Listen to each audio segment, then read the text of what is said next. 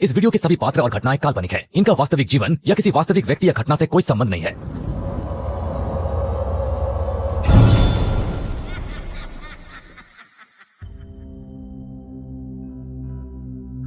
उत्तराखंड की ऊंची ऊंची पहाड़ियों के बीच एक ऐसा जंगल था जहां सूरज की रोशनी भी पूरी तरह जमीन तक नहीं पहुंच पाती थी। लोग कहते थे इस जंगल में रात कभी पूरी तरह खत्म नहीं होती थी। बरसों से इस जंगल का नाम सुनते ही आसपास के गांवों के लोगों के चेहरे पीले पड़ जाते थे, क्योंकि इस जंगल में सिर्फ जंगली जानवर नहीं बल्कि ऐसी अदृश्य शक्तियां भटकती थी जिनका जन्म इंसानों के लालच और काली साधनाओं से हुआ था। कई दशक पहले न जाने कितने तांत्रिक और अघोरी अपनी सबसे खतरनाक साधनाएं इसी जंगल के बीच किया करते थे। समय के साथ वे सभी इस दुनिया से चले गए, लेकिन जिन भूत, प्रेत, पिशाच और दुष्ट आत्माओं को उन्होंने सिद्ध किया था वे कभी इस जंगल को छोड़कर नहीं गई। आज भी जैसे ही अंधेरा उतरता पूरा जंगल किसी अनदेखी मौजूदगी से भर जाता था। जंगल के बिल्कुल बीचों बीच एक विशाल बरगद का वृक्ष खड़ा था जिसकी जड़ें धरती से ज्यादा अंधेरे में धसी हुई प्रतीत होती थी। उसी वृक्ष के नीचे शमशान की राख से लिपटा एक अघोरी आंखें बंद किए गहरे स्वर में मंत्रों का जाप कर रहा था। उसके सामने शमशान की राख का एक छोटा सा ढेर रखा हुआ था और उसके चारों ओर गहरा सन्नाटा पसरा हुआ था। कुछ क्षण बाद अघोरी ने धीरे धीरे अपनी आंखें खोली। वो उठा और बरगद के चारों ओर धीमे धीमे कदमों से चक्कर लगाने लगा। हर चक्कर के साथ उसके चेहरे की मुस्कान और रहस्यमयी होती जा रही थी। अचानक वो वहीं रुक गया और विचित्र अंदाज में नृत्य करने लगा। अगले ही पल पूरा जंगल डरावनी आवाजों से गूंज उठा। ऐसा लग रहा था जैसे पेड़ों के पीछे कोई अनदेखी परछाइयां उसकी साधना का उत्तर दे रही हो, लेकिन अघोरी के चेहरे पर डर का एक भी भाव नहीं था, मानो वो उन आवाजों का वर्षों पुराना साथी हो।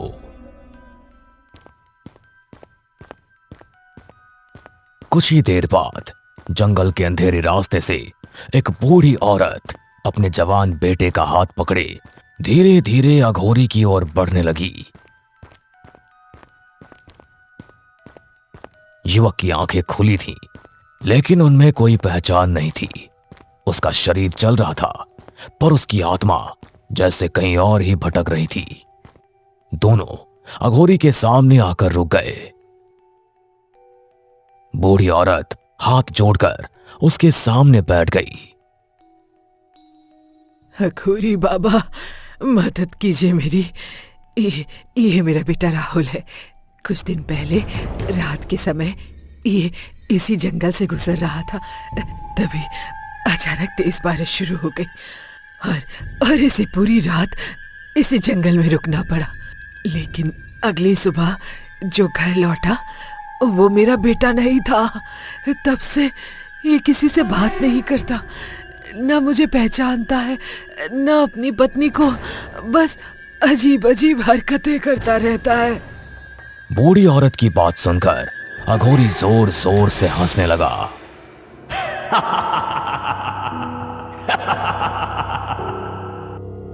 उसकी हंसी पूरे जंगल में गूंजने लगी। जानती हो ऐसा क्यों हुआ? नहीं बाबा। क्योंकि ये जंगल बरसों से श्रापित है। जब भी कोई तांत्रिक किसी भूत, प्रेत, पिशाच या दुष्ट शक्ति को सिद्ध करता था, अपनी साधना पूरी होने के बाद उन्हें इसी जंगल में छोड़ देता था। मनुष्य की आयु चाहे कितनी भी लंबी क्यों ना हो, एक दिन समाप्त हो ही जाती है। लेकिन वो दुष्ट आत्माएं आज भी इसी जंगल में भटक रही है। ये जंगल अब इंसानों का नहीं, उनका है। इतना कहकर अघोरी ने अपने पास रखी शमशान की राख उठाई। उसने राहुल के माथे पर राख का तिलक लगा दिया। अगले ही पल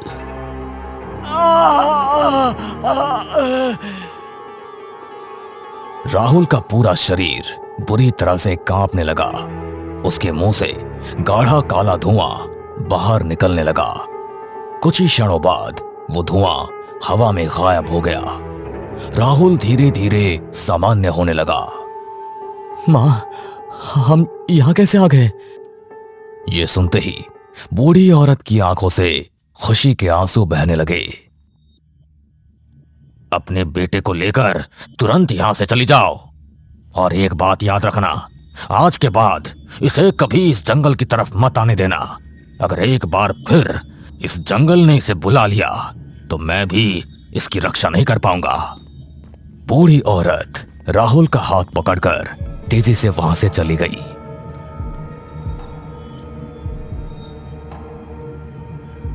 इस घटना के कुछ दिन बाद दिन के उजाले में एक सफेद रंग की कार जंगल के किनारे आकर रुकी। कार से दो आदमी बाहर उतरे। दोनों आसपास की जमीन, पेड़ों और पूरे इलाके का बारीकी से निरीक्षण करने लगे। तभी अचानक अघोरी उनके सामने आकर खड़ा हो गया। कौन हो तुम दोनों? हम लोग सरकार की तरफ से आए हैं। अब तुम अपना ठिकाना कहीं और ढूंढ लो बाबा। सरकार यहाँ एक नया हाईवे बनाने की प्लानिंग में है। पुराने हाईवे पर बहुत ज्यादा जाम लगने लगा है। ये नया हाईवे बन जाएगा ना तो लोगों का सफर बहुत ही आसान हो जाएगा। अघोरी का चेहरा अचानक गुस्से से भर उठा। बकवास बंद करो। तुम नहीं जानते ये जंगल श्रापित है। अगर यहाँ सड़क बनी तो वो सड़क नहीं, श्रापित हाईवे कहलाएगी। दूसरा आदमी हल्का सा मुस्कुराया। Haunted highway? अरे देखो बाबा, हम पढ़े लिखे लोग हैं। हम भूत, प्रेत, पिशाच और इन कहानियों पर विश्वास नहीं करते।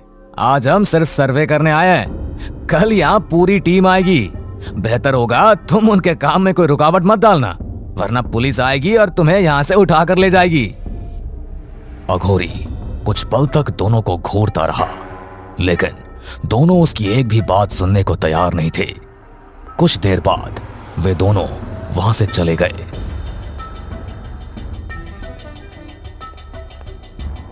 कुछ ही हफ्तों बाद जंगल के बीच हाईवे बनाने का काम शुरू हो गया। विशाल मशीनें एक एक करके पेड़ों को काटने लगी। दूर जंगल के अंधेरे हिस्से में खड़ा अघोरी हाईवे को बनते हुए चुपचाप देख रहा था। धीरे धीरे उसके चेहरे पर एक रहस्यमयी मुस्कान उभर आई। हाईवे तो बन जाएगा, लेकिन अफसोस यहां से कोई अपनी मंजिल तक कभी नहीं पहुंचेगा। जो भी इस सड़क पर कदम रखेगा वो हमेशा इसी जंगल की गहराइयों में भटकता रह जाएगा। इतना कहकर अघोरी धीरे धीरे घने अंधेरे में गायब हो गया। समय किसी का इंतजार नहीं करता। देखते ही देखते 2 वर्ष बीत गए। घने जंगल के बीच वो हाईवे भी बनकर तैयार हो गया, जिसके बनने से पहले अघोरी ने सबको चेतावनी दी थी, लेकिन किसी ने उसकी बात पर विश्वास नहीं किया। शुरुआत के कुछ दिनों तक सब कुछ बिल्कुल सामान्य दिखाई देता रहा। फिर एक रात उस हाईवे पर पहली दुर्घटना हुई। उसके बाद दूसरी, फिर तीसरी, और धीरे धीरे हर कुछ दिनों में कोई न कोई वाहन उस सड़क पर रहस्यमयी तरीके से दुर्घटनाग्रस्त होने लगा। हैरानी की बात तो यह थी, किसी भी दुर्घटना का आज तक कोई कारण नहीं मिल पाया। किसी ने कहा उसे सड़क पर एक बूढ़ी औरत दिखाई दी थी। किसी ने दावा किया उसके सामने अचानक एक लड़की आ गई थी, तो किसी ने मरने से पहले बस इतना कहा, इस जंगल में हमारे अलावा कोई और भी है। धीरे धीरे लोगों ने उस सड़क पर रात में जाना बंद कर दिया। सरकारी रिकॉर्ड में वो सिर्फ एक हाईवे था, लेकिन लोगों की जुबान पर उसका सिर्फ एक ही नाम था, हॉन्टेड हाईवे।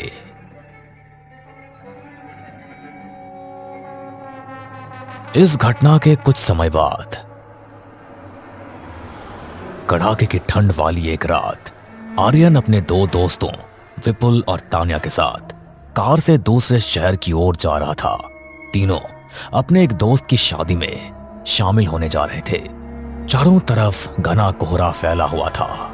सड़क पर दूर दूर तक कोई दूसरा वाहन दिखाई नहीं दे रहा था। कार की हेडलाइट बस कुछ फीट आगे तक ही रोशनी पहुंचा पा रही थी। तभी तान्या ने अपनी घड़ी की तरफ देखा। आर्यन, थोड़ा तेज चलाओ। उसने सामने धुंध में गायब होती सड़क को देखा। अगर इसी स्पीड से चलोगे तो सुबह तक पहुंचेंगे, तब तक शादी भी खत्म हो जाएगी।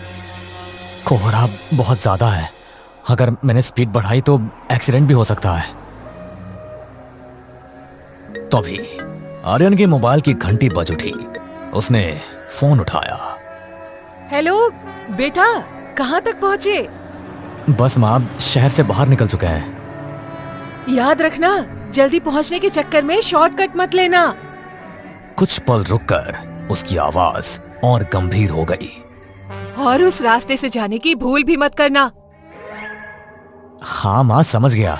घर से निकलते समय भी आपने कई बार समझाया था, मैं वहां से नहीं जाऊंगा। इतना कहकर उसने फोन काट दिया। किसका फोन था? अरे माँ का फोन था।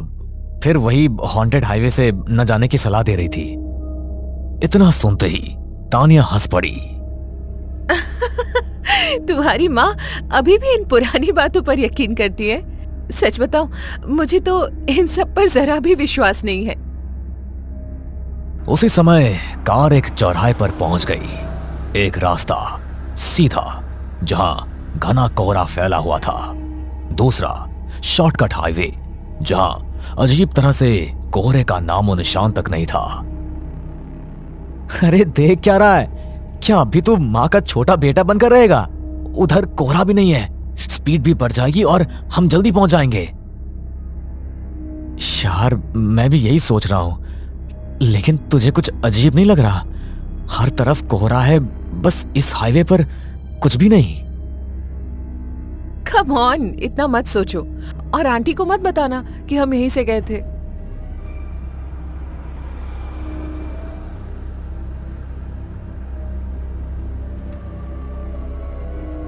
कार अभी कुछ ही दूर पहुंची थी कि अचानक सड़क के बीचों बीच एक परछाई उभर आई। आर्यन ने जैसे ही हेडलाइट की रोशनी उस चेहरे पर डाली, उसकी आंखें फैल गई। वो वही अघोरी था। आर्यन ने पूरी ताकत से ब्रेक दबा दिया। कार अघोरी से कुछ कदम पहले आकर रुक गई। आर्यन गुस्से में कार से बाहर निकला। ये क्या बदतमीजी है? अगर मैंने समय पर ब्रेक नहीं लगाया होता तो आप मर जाते। मेरे मरने की चिंता छोड़। उसने आर्यन की आंखों में देखा। तू अपनी सोच, अभी भी समय है। वापस मुड़ जाओ। जो इस हाईवे पर आता है वो अपनी मंजिल तक कभी नहीं पहुंचता। इतने में तान्या भी कार से बाहर आ गई। बाबा, ये सब बकवास बंद करो, हमें जल्दी निकलना है। विपुल ने हंसते हुए आर्यन के कंधे पर हाथ रखा। इसकी बात सुनकर अपना टाइम वेस्ट मत कर। आर्यन बिना कुछ बोले दोबारा कार में बैठ गया। कुछ ही पल बाद कार फिर से आगे बढ़ने लगी। कार अभी कुछ ही दूर पहुंची थी कि आर्यन की नजर सड़क पर अकेली चलती एक लड़की पर पड़ी। उसने मुस्कुराकर रियर व्यू मिरर में अपने दोस्तों की तरफ देखा। वो अघोरी कह रहा था कि यहां कोई नहीं आता और ये लड़की अकेली जा रही है। अगले ही पल वो लड़की धीरे धीरे पीछे पलटी। उसे देखते ही तीनों की सांस गले में अटक गई। उसके चेहरे की चमड़ी कई जगह से उधड़ी हुई थी। उसकी दोनों आंखों की जगह काले गहरे खाली गड्ढे थे जिनमें अंधेरा जिंदा दिखाई दे रहा था। उसका जबड़ा सामान्य इंसान से कई गुना ज्यादा नीचे तक फटा हुआ था। उसके होठों से काला गाढ़ा तरल धीरे धीरे टपक रहा था और उसके चेहरे पर एक ऐसी मुस्कान थी जो किसी इंसान की हो ही नहीं सकती थी। उसे देखते ही आर्यन का स्टीयरिंग पर काबू छूट गया। कार बेकाबू होकर सीधे सड़क किनारे एक विशाल पेड़ से जा टकराई। टक्कर इतनी भयानक थी कि अगले ही पल तीनों बेहोश होकर अपनी सीटों पर ढह गए। कुछ क्षणों बाद तीनों की उंगलियां हल्की हल्की हिलने लगी। सबसे पहले आर्यन को होश आया। उसने मुश्किल से कार का दरवाजा खोला और लड़खड़ाते हुए बाहर निकल आया। कुछ ही पल बाद तान्या और फिर विपुल भी कार से बाहर आ गए। तीनों ने एक साथ अपनी कार की तरफ देखा। कार पूरी तरह क्षतिग्रस्त हो चुकी थी। उसका अगला हिस्सा पेड़ में धंसा हुआ था। चारों तरफ सन्नाटा पसरा हुआ था। थैंक गॉड हम बच गए। आखिर वो भयानक चेहरे वाली लड़की कौन थी? अब मुझे माँ की बात याद आ रही है। हमें इस हॉन्टेड हाईवे पर आना ही नहीं चाहिए था। तो अब क्या करें? रुको, मैं किसी को फोन करती हूँ। उसने जेब से मोबाइल निकाला, लेकिन स्क्रीन पर कोई नेटवर्क नहीं था। आर्यन और विपुल ने भी अपने अपने फोन देखे। दोनों के मोबाइल में भी सिर्फ नो नेटवर्क लिखा हुआ था। तीनों एक दूसरे की तरफ घबरा कर देखने लगे। तभी जंगल के भीतर से एक ऐसी चीख सुनाई दी जिसने तीनों के शरीर में सिहरन दौड़ा दी। अगले पल तान्या के कंधे पर कुछ ठंडा आकर गिरा। उसने धीरे धीरे ऊपर देखा और उसकी चीख पूरे जंगल में गूंज उठी। आर्यन, ऊपर देखो। दोनों ने जैसे ही बरगद की ऊंची शाखाओं की तरफ देखा, उनकी सांस रुक गई। वही भयानक लड़की शाखा पर बैठी थी। उसके उलझे हुए काले बाल नीचे तक लटक रहे थे। उसकी आंखों की जगह काले गहरे गड्ढे थे। उसका मुंह धीरे धीरे असामान्य रूप से खुलने लगा और उसकी लंबी काली जीभ धीरे धीरे मुंह से बाहर निकल आई। वो तीनों को घूरते हुए भयानक अंदाज में मुस्कुरा रही थी। आर्यन, यहां से अभी भागना होगा। तीनों पूरी ताकत से भागने लगे। ठंडी हवा उनके चेहरों से टकरा रही थी, लेकिन डर उनके कदमों से कहीं ज्यादा तेज दौड़ रहा था। काफी दूर भागने के बाद आर्यन ने पीछे पलटकर देखा और उसकी आंखें डर से फैल गई। वो लड़की इंसानों की तरह नहीं, बल्कि किसी जंगली जानवर की तरह अकल्पनीय गति से उनकी तरफ रेंगती चली आ रही थी। पूरी ताकत से भागो!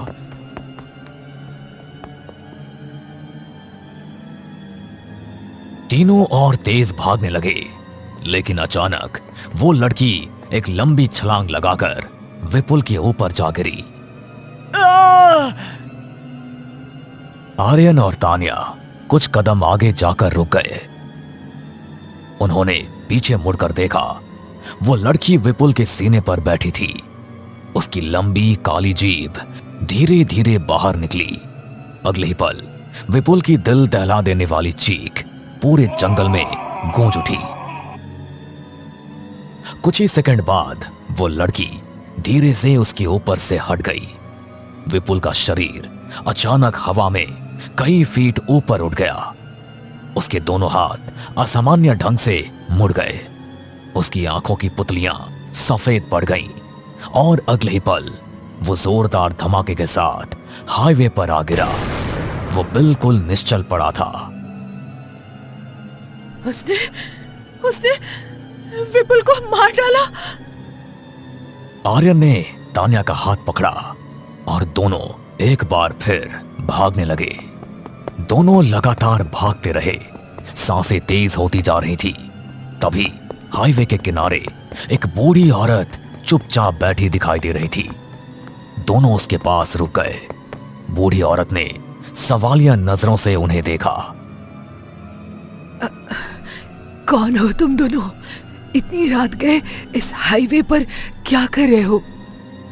आर्यन ने हांफते हुए पूरी घटना उसे बता दी।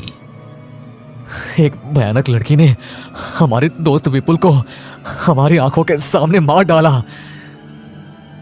इतना सुनते ही बूढ़ी औरत धीरे धीरे हंसने लगी। उसकी हंसी हर पल और डरावनी होती जा रही थी। अचानक उसका चेहरा बदलने लगा। उसकी त्वचा जगह जगह से फटने लगी। आंखें पूरी तरह काली हो गई। उसका मुंह कानों तक फट गया। सड़े हुए लंबे दांत धीरे धीरे बाहर निकल आए। चेहरे पर सैकड़ों गहरे कटों के निशान उभर आए और उसकी गर्दन असामान्य रूप से एक तरफ मुड़ गई। उसे देखकर आर्यन और तान्या सन्न रह गए। चलो, यहां किसी पर भी भरोसा नहीं किया जा सकता। दोनों मुड़कर भागने ही वाले थे कि बूढ़ी औरत ने बिजली जैसी रफ्तार से तान्या का हाथ पकड़ लिया।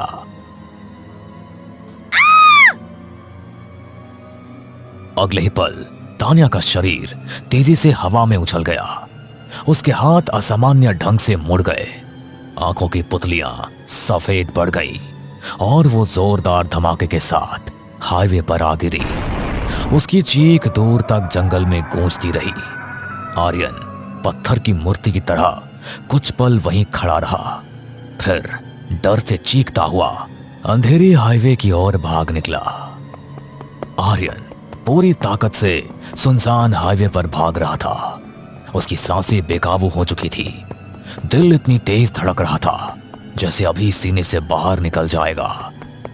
अचानक पूरा जंगल एक स्त्री की दिल दहला देने वाली चीख से गूंज उठा। कुछ ही पल बाद ऐसा लगने लगा जैसे जंगल के हर कोने से सैकड़ों लोग एक साथ चीख रहे हों। कांपते हुए आर्यन ने पीछे पलटकर देखा। उसकी आंखें दहशत से फटी की फटी रह गई। इस बार उसके पीछे सिर्फ वही भयानक लड़की नहीं थी, बल्कि वही बूढ़ी औरत भी थी। दोनों किसी जंगली जानवर की तरह बिजली की रफ्तार से उसकी तरफ बढ़ रही थी। नहीं, नहीं! उसने अपनी पूरी ताकत पैरों में भर दी और पहले से भी तेज भागने लगा। काफी देर भागने के बाद अचानक हाईवे के बीच वही अघोरी दिखाई दिया। आर्यन उसके पास पहुंचते ही घुटनों के बल गिर पड़ा। बाबा, मुझे बचा लीजिए। काश काश मैंने आपकी बात मान ली होती तो आज मेरे दोनों दोस्त जिंदा होते। कुछ पल उसे देखता रहा। अब कैसी मदद चाहिए? तुमसे भी कहा था और उनसे भी, जो इस जंगल को काटकर यहां सड़क बनाने के लिए आए थे, लेकिन किसी ने भी मेरी बात पर विश्वास नहीं किया। डरते हुए आर्यन ने पीछे देखा। अब वहां कोई नहीं था। कांपते हुए उसने पूरी घटना अघोरी को बता दी। बाबा, मुझे किसी भी तरह से बचा लीजिए।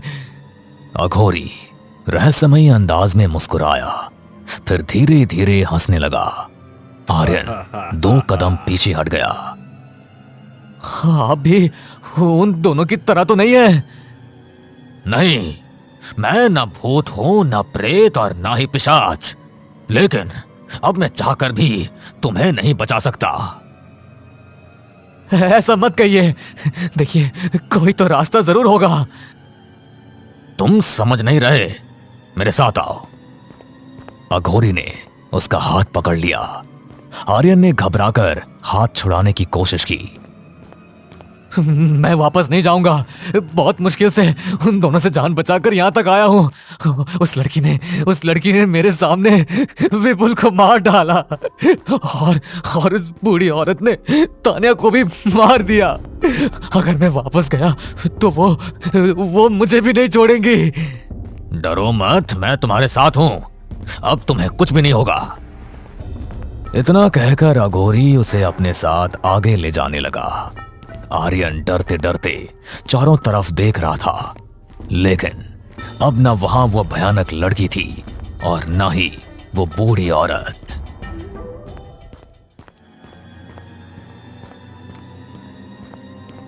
कुछ देर बाद दोनों उसी जगह पहुंचे जहां आर्यन की कार पेड़ से टकराई थी। कार के अंदर ध्यान से देखो। आर्यन धीरे धीरे कार के पास गया। जैसे ही उसने अंदर देखा, उसके पैरों तले जमीन खिसक गई। कार के भीतर 3 लाशें पड़ी थी।